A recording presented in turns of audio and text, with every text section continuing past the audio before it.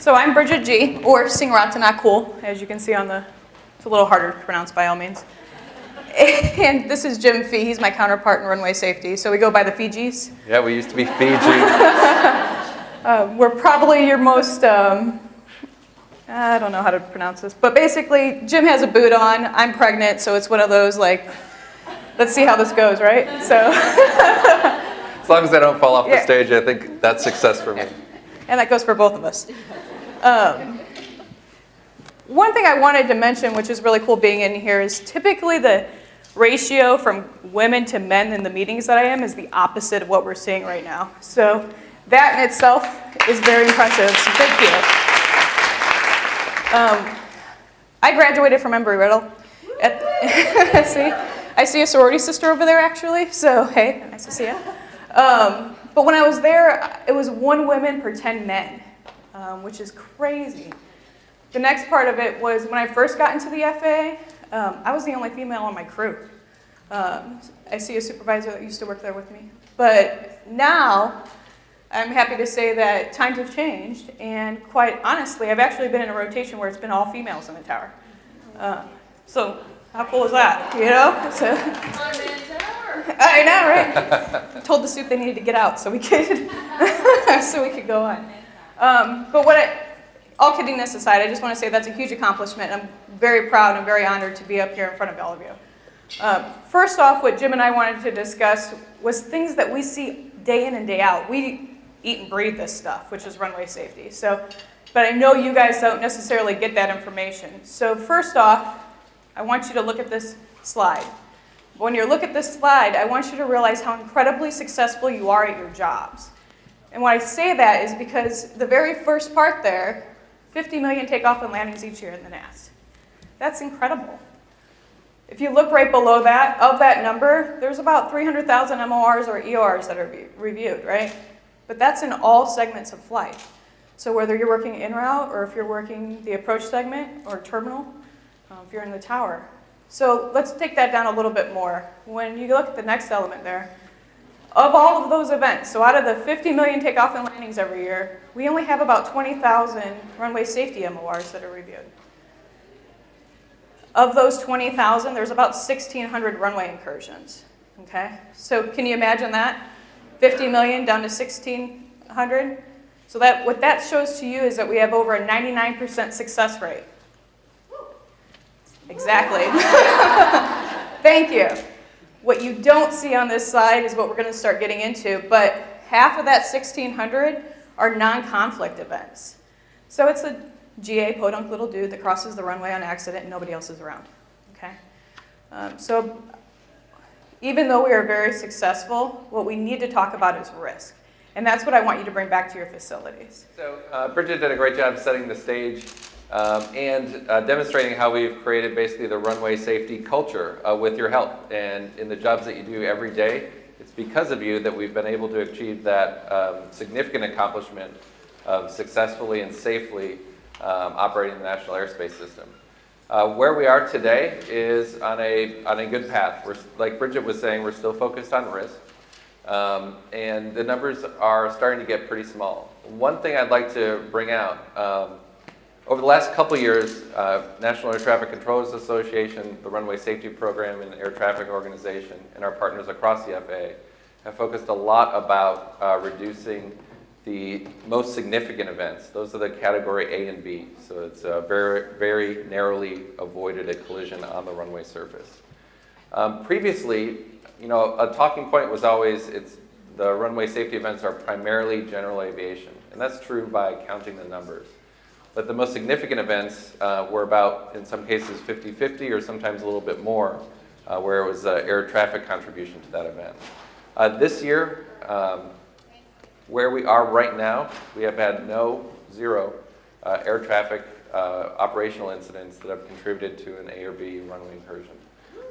Right, so the performance has been significant, and it's because of the work that National Air Traffic Controllers Association, the Runway Safety Program, and you have done to learn about what we're seeing from a risk perspective, and then just doing the things that you can do within your own facilities, within your own work groups, or within the FAA to make sure that that word gets out there, the information that you're providing through things like Air Traffic Safety Assurance Program, Safety Action Program, and the mandatory occurrence reports. We're using those to make sure that we're communicating what we're seeing, and you can use that in your daily work.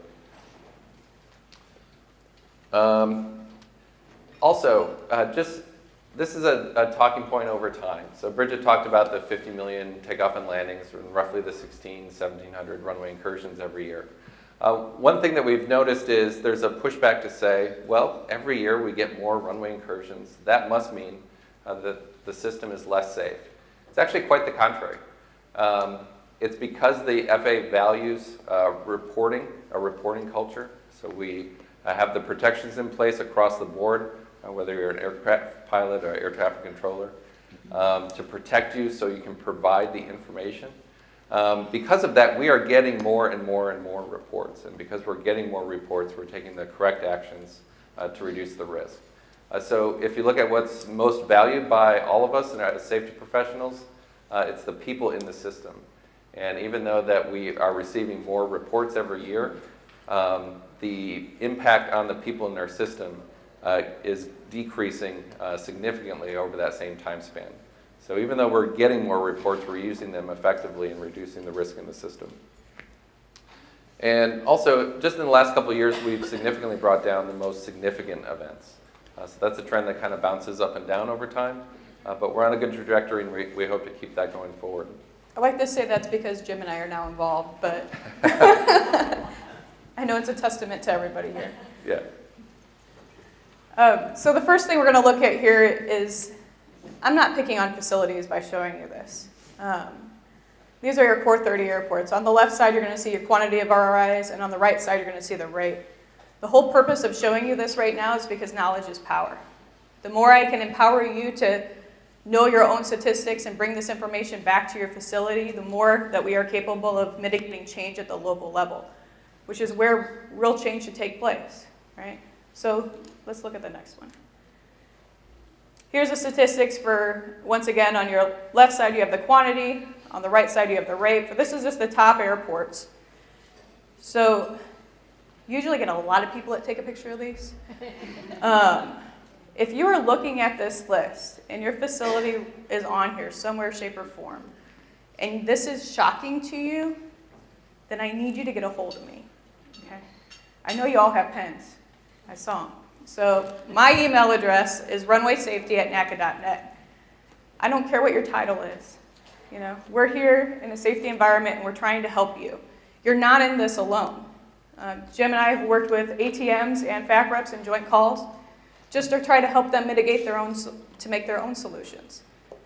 So once again, you're not alone. Give us the opportunity. I'll pull the data for the last 5 years.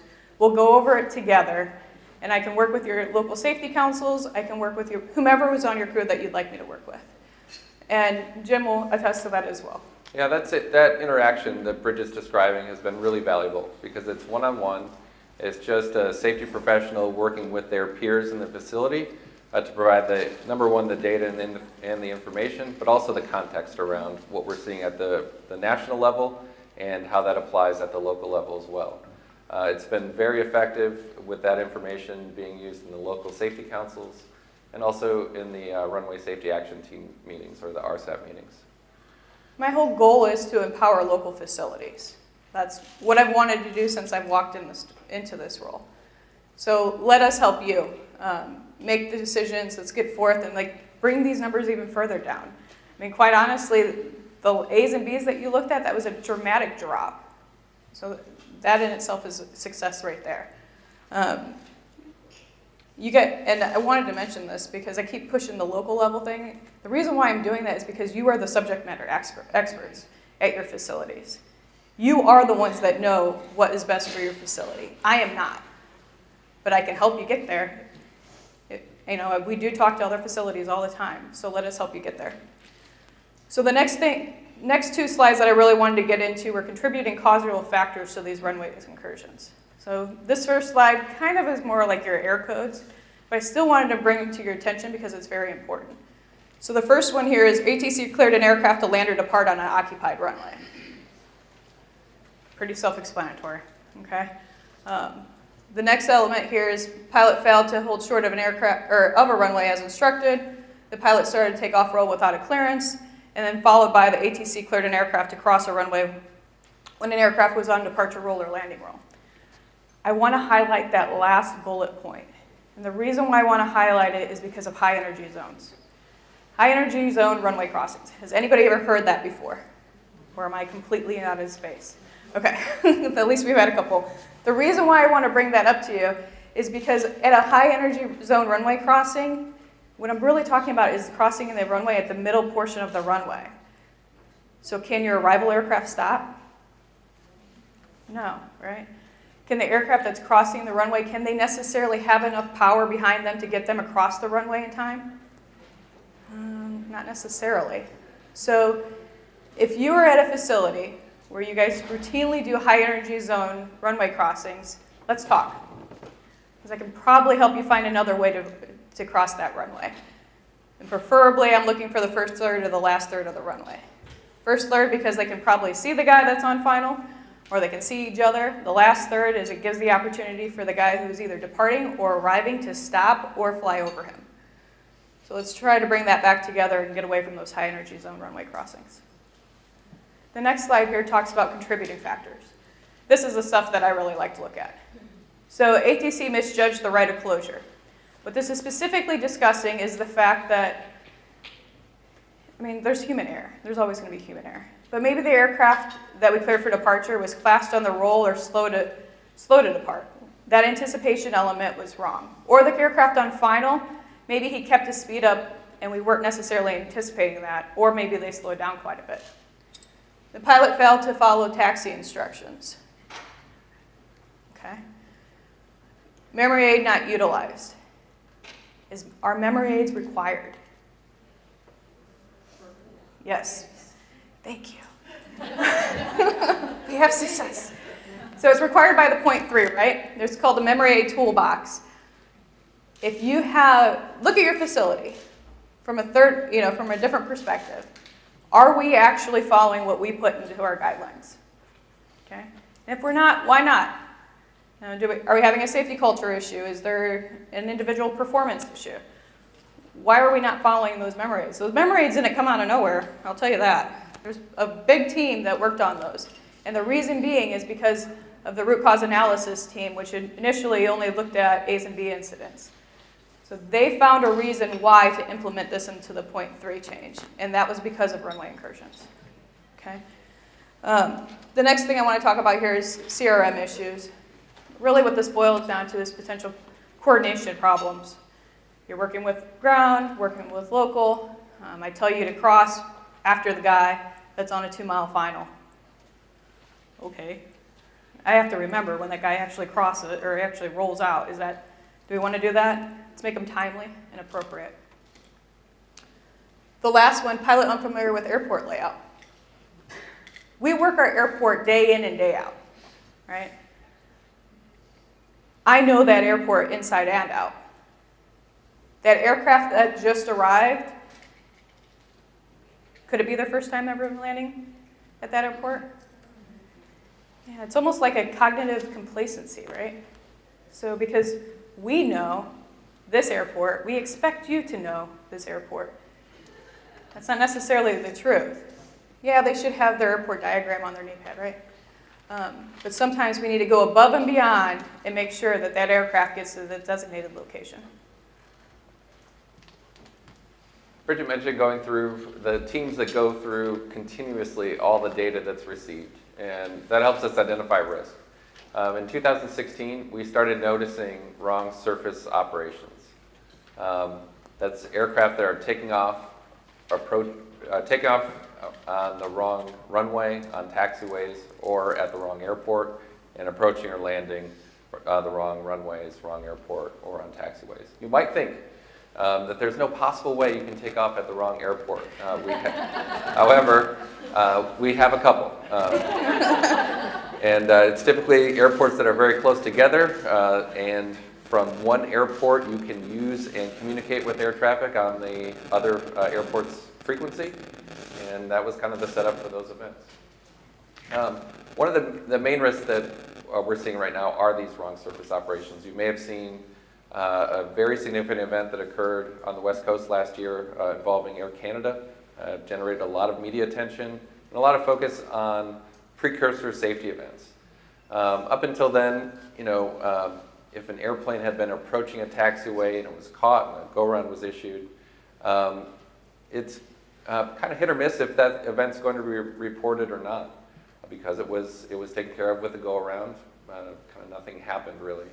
But you can also see where the outcome of that occurs. It can be caught very late in the sequence for a lot of different reasons. And in that particular one, the taxiway that the airplane was approaching was occupied with 4 other air carrier aircraft waiting for their departure clearances. So the potential there was very significant. Why we're concerned of this issue is its historic severity levels. So these events have been associated with fatalities in the past, and really in the recent past, I think as soon as 12 years ago. As we've been studying them for 2 years. It was an air traffic organization ATO top 5 topic. It was an FAA safety risk management panel significant safety issue last year. So there's been a lot of teams that have been pouring through this information. Some of the top contributing factors are we have close proximity to 2 or 3 different airports. So basically you're giving pilots that are approaching a visual picture of multiple airports, and at times they pick the wrong one. A lot of airport geometry issues, very closely spaced runways to approach thresholds that are kind of in the same area. We also see where you have a very dominant large runway, maybe 10,000 feet long, 150 feet wide, and then another parallel runway that's significantly smaller, typically for general aviation. Visually, the larger runway presents a very big and dominant picture, and a lot of people mistake it for the runway they were cleared to land on. Some are associated with construction projects. Construction, though, is kind of always going on, especially in the summer months. Another are we're calling it ineffective communication between the pilots and controllers. So one of the aspects that's so difficult to capture on the air traffic side is at times the pilots will read back, clear to land runway 28 left.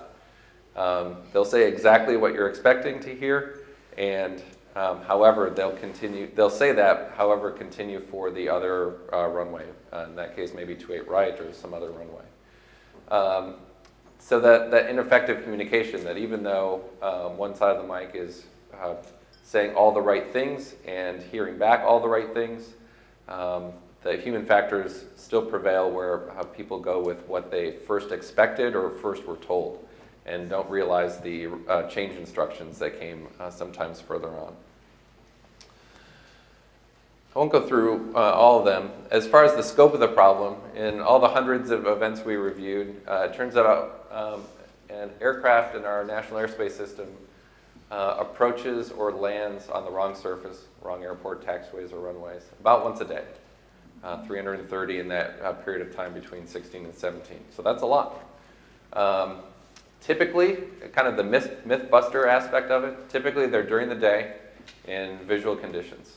So they're not typically associated with nighttime or bad weather. But it does make sense. If the pilots are only relying on what they see out the window, sometimes that visual picture, if it's not backed up with instruments or other instructions, can be confusing. The majority, about 88%, are general aviation as well. As far as where we see these wrong surface events, we see them at the biggest airports in the country and also some of the lower level traffic-wise airports as well.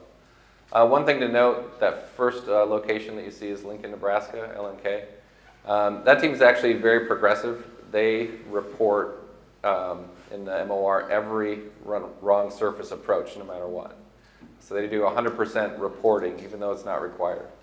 That also, even though they've had a higher number of wrong surface approaches, they haven't had any landings. So that the air traffic team and the TRACON are very aware of the issue do a lot of work to make sure that they catch it as early as they can and take care of it either with a go-around or correctly working with a pilot so they get to the right place. The following incident took place at George Bush Intercontinental Airport in Houston, Texas at 9:37 p.m. When .com 4193 was given clearance to runway 15 left via Whiskey Bravo, information Kilo and current ATIS indicated runway 15 right, parallel taxiway Whiskey Alpha, and many connector taxiways were closed for maintenance. Lighted barricades were in place along taxiways to close the surface where maintenance was being performed. .com 4193, Houston ground. Good evening, runway 15 left, taxi via Whiskey Bravo. Hold short of Whiskey Golf, please, and information Kilo is current. Okay, we have Kilo, so we're going to do 15 left, and we taxi on Whiskey Bravo, hold short of Whiskey Golf for .com 43.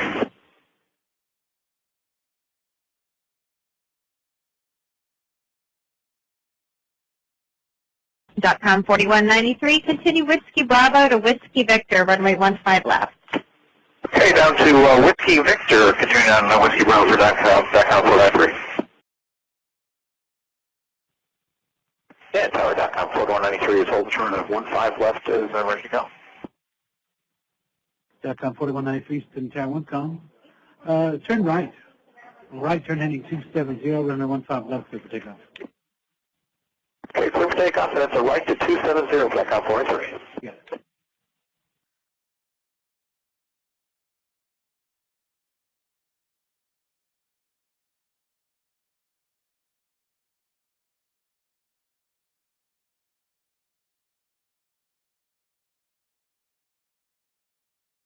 C4124, Houston ground, runway 15 left, taxi via Whiskey Golf, Whiskey Alpha, and Whiskey Victor. Okay, Whiskey Golf, Whiskey Victor, 15 left, AC 4124. AC 4124 on Whiskey Alpha, monitor tower 127.3. Good night. Okay, Whiskey Alpha 127.3, good night, AC 4124.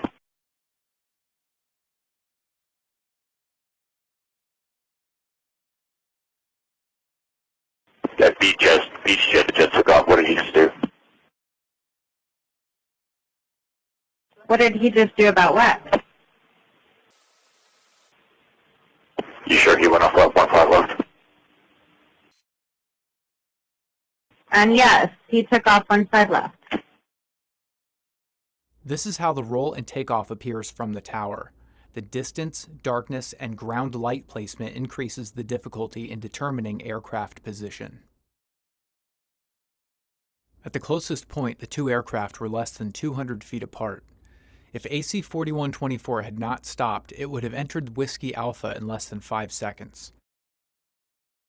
.com 4193 was also unaware they impacted a barrier on the taxiway, which separated maintenance staff from the active surfaces.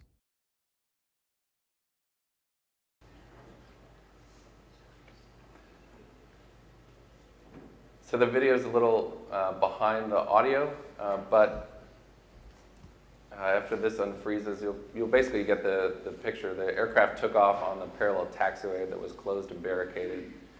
Came very close to that, it was a ERJ 170 or 190, within just a few feet. So that, as Bridget was commenting, the timing was kind of the lucky part. That aircraft was actually authorized to occupy that taxiway that the other one departed on. That's kind of what we see in the wrong surface departure events. The mistake is very easy to make on the pilot perspective. Again, we see about one per day, and mostly GA, mostly in the daytime and VMC conditions. Again, the wrong surface departures happen across the NAS at the biggest locations and the smaller ones as well. One last aspect of the wrong surface departure events, they're also mostly the ones that are connected with the most severe outcomes. So it wasn't too long ago, August of 2006, in Lexington, Kentucky, where 49 people were fatally injured when an aircraft mistook, and pictured in red there, a small general aviation runway for the longer air carrier runway, which is pictured in blue. Those pilots had no intention to depart from that airport, or correction, that runway in any way. They just mistook it. There's one taxiway that goes across both departure ends. So they took basically the first left onto a runway as opposed to the second left. The outcome was 47 passengers were fatally injured, 2 crew members. There was one survivor that was the first officer.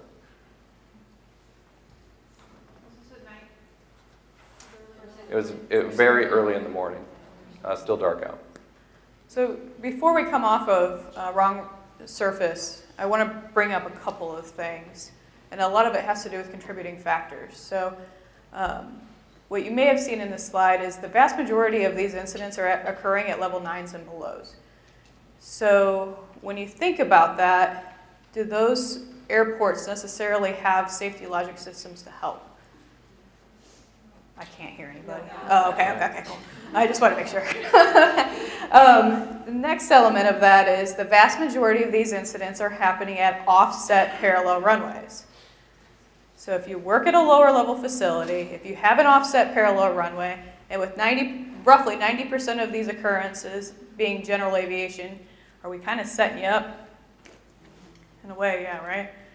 I wanted to tell a little story. So the first facility I started out at was San Antonio, okay? It was a midnight operation. I was working local. I had a lifeguard Lear coming in hot from the east. We were landing off of the 12s. So we have 12 left and 12 right. 12 left is a 5,500 foot runway. 12 right is an 8,500 foot runway, where it happens to be the FBO where he's going to is at the end of that runway. So I wasn't aware of all this other wrong surface stuff, right? You know, it was 10 years ago. But what it comes down to is I didn't trust the approach. So I'm watching her, she's very, very, very fast. She's coming in, and it's a mid. I'm tired. So I stand up, and I'm like, she's lined up for the 1-2 left. I send her around. When I sent her around, I said, you appear to be lined up for 1-2 left, go around. She came back around in the pattern. We took her back around and came back in. And she landed on 12 right. When she landed, I was on a mid, so I wasn't coming in the next day, obviously. But both the captain and his FO brought in a flowered plant. And they wrote a really kind letter because, again, I wasn't going to be there that early in the morning. But basically, I saved their lives. So what they were talking to my ATM about was the fact that they were committed to land and roll out to the end to turn right to go to that FBO, that lifeguard there was. So the reason why we're passionate about, well, this is one of the reasons why I'm particularly passionate about wrong surface, but the other element of this is the awareness side. I wish I would have had this, we've done recurrent training last July. Probably seen my face more than you want to. Jim and I did another video in December, and we're doing another recurrent training in July of this year. Why? To bring awareness to you guys so you have the tools that I necessarily didn't have. I wish someone would have said, hey, if you have offset parallel runways, the majority of the traffic you deal with are GA aircraft, and guess what? 80% of the time, they're going to give you a right read back. 80% of the time, they're reading these back correctly.